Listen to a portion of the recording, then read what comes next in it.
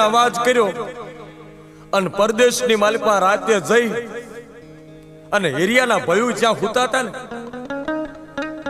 ત્યાં હિરિયાના ભયુના ઢોલીએ નાગણી થઈને જીભના લબકારા મારવા માંડી અને લીમડાના ઝાડના માથે સડીને પતરંગી જનાવર બોલી અને દેવી બોલવા માંડી.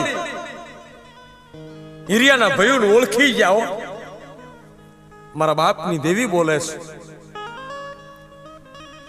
શું કહેતી હતી? મેલડી બોલતી હતી કે 7 વર્ષથી રૂપિયામાં રમાડતી તો મેં કર્યા,